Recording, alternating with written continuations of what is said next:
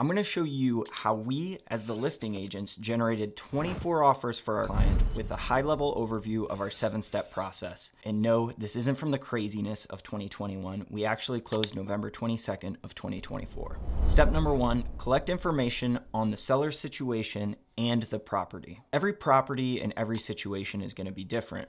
Some people care about maximizing the price. Others just want to take the easy route and have a simple sale. They don't want to do any repairs. Here's the backstory about this property and our client.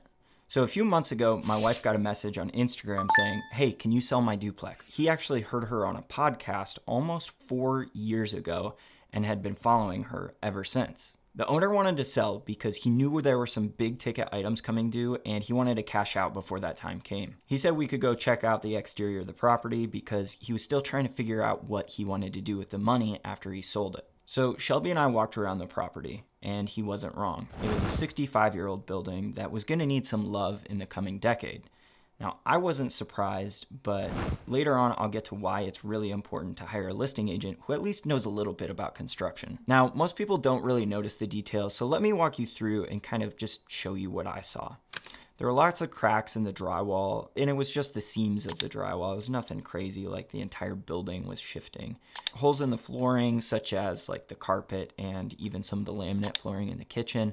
I think one of the kitchens was original. In my opinion, these are some of the most difficult properties to sell because you could do a full rehab, but at the same time, they would last another decade, maybe even 2, without ever touching it. Before you get all upset and call our client a slumlord, just keep in mind, none of these issues were actually dangerous. Plus, there's an affordable housing crisis where if he was going to go in and invest a whole bunch of money into the unit, he would have to raise rents. So right now, I think it's probably more important to just keep the units how they are. That's just how the world works, folks. You put a bunch of money into something, you want to get a return on that money. Now that you know the situation and the property, step number 2 is to identify potential and the ideal buyer for this property. So this might ruffle some feathers, but one tenant had just signed a 1-year lease. The other tenant was on a month-to-month lease. Now, what that means is if a buyer was interested in this property, they could have come in, bought the property, and asked the tenant to leave, and then occupied the unit within 90 days. That would have allowed the buyer to use either an FHA or a VA loan. But that kind of brings up a different set of problems because FHA and VA loans, although they are extremely low down payment and a good option for a ton of people, this property did need a little love, and there were a few things, like the floors and the drywall mud on the ceiling and the paint that were just kind of peeling in some areas. That would have caused some issues with the appraisal, and we likely would have had some appraisal required repairs. So with that in mind, we thought that the ideal buyer for this scenario is an investor who knew exactly what they were getting into. They could walk around the property, they could see some of the cracks in the foundation and the brick, and it wouldn't necessarily scare them away because they knew it was a 65-year-old building and that's fairly normal. On top of that, they would have bought it knowing, hey, we've got some stuff that we're going to need to do in the next 5 to 10 years. So that brings us to step number 3, advertise to that ideal buyer or those potential buyers. Now, most homeowners think that by advertising, I'm simply talking about listing the property on the MLS. And you're not wrong by thinking that that's advertising, but that is not what I'm talking about. Because if all you're using a real estate agent for is listing the property on the MLS, I'm actually making a video about that right now, how you as a homeowner can do that yourself and pay less than $1,000. So every state has its own rules and standards for real estate transactions, so it's going to differ from state to state. But there's also regional MLSs, which is multiple listing services within each state. Now I'm located in central Kentucky, and I think there's like 6 or 7 different MLSs inside of central Kentucky, and each MLS has their own rules. There are several different statuses that an agent can use when listing the property in the MLS. For the purpose of this video, I'm only going to talk about 2 because it's relevant to advertising. So the first one is active, and that is the one that you probably know because it says it's available or active on Zillow, Redfin, Realtor.com. But there's another one called coming soon. And when a property is in coming soon status in our MLS, the other agents that are members of the MLS can see that property, but it doesn't get pushed out to places like Zillow, Redfin, Realtor.com. Now you're probably like, why would you ever want to do that? So 2 timeless marketing tactics to drive up demand, scarcity and urgency. Scarcity is actually the lack of supply, while urgency is the lack of time. First off, there aren't very many duplexes in Lexington, so the fact that it was a duplex helps us out a bunch. Second, if somebody sees an ad online and says, hey, you're not going to find that on Zillow, that's going to get an interested party's attention real quick. We ran this as an ad on Facebook and Instagram, and we also posted it in all of the local real estate investor groups on Facebook because that's where all of our ideal buyers are, right? Now, when they would click on the ad, it would take them to a form on our website that said, hey, if you're interested, fill out more information. So they would fill out the information. From there, I had the website connected to our CRM, and our CRM automatically shot them an email with all of the information about the property. If you don't know what a CRM is, it just stands for Customer Relationship Management, and it's just a software for us to keep track of our clients or potential clients. Later on, you'll see why this was so important. This simple photo worked so well that we had multiple offers in the first 24 hours, and I know what you're probably thinking, like, oh, that's awesome. You guys went under contract right away without ever going active on the market. No. Real estate investors are notorious for getting a property under contract just to renegotiate later on. And we knew that because we are real estate investors and have worked with investors in the past. And none of the people who had offered on this property had probably even driven by it. They sure didn't go inside of it. So after speaking to the seller, we agreed we were not going to accept an offer from a buyer unless either the buyer or the buyer's agent had actually seen the property and been inside of it. My wife Shelby started coordinating a time with the tenants so we could do a real quick open house and we wouldn't have to individually coordinate with the tenants to get potential buyers in there to see the property. So at this point in time, it's Thursday and Shelby had the open house set up for Sunday. And we were still in coming soon status, so it wasn't even on all the websites that normal people use to shop for houses. So we switched it over to active status. That way it pushed out to Zillow, Realtor.com, and get as many eyeballs as possible before our open house on Sunday. But because I switched it off of coming soon status, that meant the ad wasn't relevant anymore, so I had to swap that out real quick. One of my biggest frustrations with real estate agents is they actually brag about not spending money on marketing.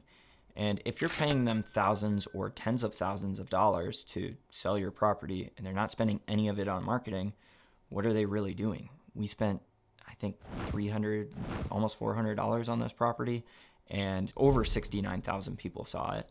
So I don't think it would have generated nearly the same amount of interest if we didn't spend any money. So if you're thinking about selling your house and you want to work with a real estate agent who actually knows how to market properties and isn't afraid to spend money on marketing, go to the link in the description, hit connect with me, and we'll reach out to you.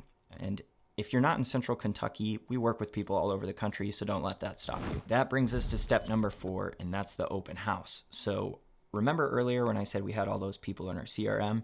That made it really easy for Shelby to shoot out a mass email and let everyone know that our seller wasn't going to accept an offer until the buyers had actually seen the property. And she also texted each person individually. I know she loved doing that. But if a bunch of people showed up, we had to have a system, an automated way for us to track who was actually at the open house. So what I did was I made QR codes. So when people showed up, they could scan the QR code. It would take them to another form on our website. They would plug in their information again, just their email address. And when it matched up to the email address in our CRM, it automatically added a tag to their name in the CRM that they had been to the open house. Some buyers were there with their spouse, their friend, their agent, all of their kids. Like, it was kind of crazy. And we didn't want every single person that showed up, both the buyers, the spouses, the real estate agent. We only really wanted one party to sign in. So before Shelby let everybody in the door, she gave them a quick brief and was just like, hey, if you're a real estate agent who's here with a buyer, you need to sign in. If you're a buyer who's here with a real estate agent, do not sign in. If you're a buyer who's buying this property without an agent, please sign in. Otherwise, we will not be accepting your offer because we need to see that you are actually here. From that, we had 22 people sign into the open house. I think that because there were multiple people there from each party, I really think that it was more than 45 people. Talking about how it was crazy like COVID and there was going to be so much competition. People actually kind of had some fear in their eyes, so then I started getting nervous that they thought there was going to be too much competition to offer. And I started saying hey, we all know that investors are mostly all talk. So don't let everybody here persuade you not to make an offer. Chances are less than half the people here are going to offer. So how many offers did we get? Drum roll, please. That brings us to step number 5, and that is combing through the offers. So we ended up with 17 offers, and I know the title of this video says 24 offers, but I will get to that. Now with 17 offers, that sounds really good, but it's actually a lot of work to go through each individual offer, the offer price, the financing type, the due diligence period, the closing timeline, all of that information. I had to plug it into a spreadsheet. That alone took over an hour. And if you're thinking about buying a house in a really competitive market, I can't explain how important it is to get a good agent, because there were a few of these agents who really set themselves apart of other ones. The people who just submitted an offer without really making an impression or giving us a call and talking to us, they didn't really have a chance, other than the people who were like, hey, I really want this property. I'll do whatever it takes. Yeah, just make sure you get a good agent by going down into the description and connecting with us. So once I was done with all of that, we took the information to our seller and gave him a couple recommendations of what we thought he should accept. Now, unfortunately, we didn't get a cash offer with no contingencies. They did want to get an inspection done, and the buyer's agent told us it was for information purposes only. And of course, we always verify to make sure, hey, they're a real buyer, they have multiple properties, and I went through and did that.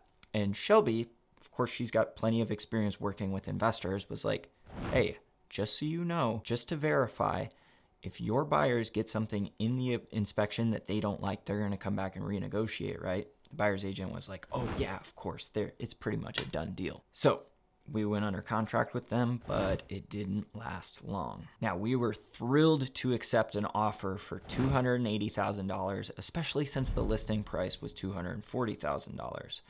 But a few days later, when they got the inspection, the buyer's agent called us and just said, hey, they're terminating. And we were like, what do you mean? You said that you were going to come back and negotiate with us if there was something that they didn't like. They ended up just backing out, no explanation. And it's not really a good look for the buyer's agent. I'm going to go on another quick tangent because this is one of my frustrations with Kentucky real estate. Back in North Carolina, there are 2 forms of deposit. First, the due diligence fee. Second, the earnest money. The due diligence fee is something that the seller gets to keep regardless of what happens during the inspection period. The earnest money is actually refundable back to the buyer up until the end of the inspection period. Now, in Kentucky, there is no due diligence fee. So the buyer can get the property under contract and back out anytime up until the end of the due diligence period and get all of their money back. Now, this is a lesson learned for us that if we have multiple offers on a property and it's highly competitive, we're going to encourage serious buyers to make a non-refundable deposit on the property if they're really interested and want it bad. Now, one of the good things that happened with the buyer was they were willing to give us their inspection report. And so we waited around for almost a week because the buyers weren't paying the inspectors to release the inspection report to us. But there was a reason that we waited. Because if we were just to list the house, go back on the market, and then go under contract with another buyer, we'd have to go through the whole inspection process again. Why would we do that when we already have an inspection done? We got the inspection report back and we went back on market. And at this point, our process is all messed up because you never want to go back on market. And we share the inspection report with every single person that has reached out to us up until now. If you're thinking that's normal, I have another quick tangent for you. I'm working with a buyer right now who's looking for a very specific property in downtown Lexington, and he knows what he wants. So I pulled a list of every available property, and it's less than 200. I reached out to one of the agents who I noticed had sold a whole bunch of properties in downtown Lexington. They were townhouse developments, and I was like, great, this guy probably represented some of the buyers and has direct connection with them. Reach out to them and ask if they're interested in selling. So I was like, I got all excited, and I was like, to be honest with you, I don't know who they are. Now to bring it back, we have 155 people in our CRM right now that have reached out to us about this single property. Do you think that the guy who can't keep track of his past clients is going to be able to keep track of over 150 people who reach out? Probably not. Okay, so keep in mind, 155 people who have reached out to us about this property, 22 people who actually attended the open house, And we had 17 offers from the first go around. And yes, all of the people who offered the first time we tracked. After we sent the inspection report out to everyone, only 7 people resubmitted an offer. Now, remember earlier when I said it's really important to get an agent that understands and knows construction? This property did have some foundation cracks and shifting. And most of the time, inspectors, because it is kind of a liability, they'll just say, hey, this is a serious issue, highly recommend getting it checked out. In our case, we were lucky because the inspector noted in the inspection report that this is normal, especially for a 65-year-old building. This wasn't anything crazy. But in the event it wasn't an inspector like that, it pays to have somebody who knows that, hey, these foundation shifts aren't actually that bad. Like, there were hairline cracks, nothing crazy going on. So back to the 7 offers that we got. And you would think that the offer that we accepted was one of the people who had offered the first time, right? The seller still wanted a cash offer, and turns out that this guy who didn't offer the first time saw the inspection report and was like, oh, this is my bread and butter. I'm not afraid of any of this. He came in strong, as is offer, close in 2 weeks, cash. You can guess he got the deal. So considering there was no inspection and no appraisal required, then this entire 2-week process that is normally, coordinating with the inspector, coordinating with the appraiser, now the buyer's coming back to renegotiate repairs, we got to skip all of that. And the entire time, Shelby and I were like, this is way too easy. So, of course, Shelby gets a call at 9:05 a.m. from the tenant saying, hey, my heat is out.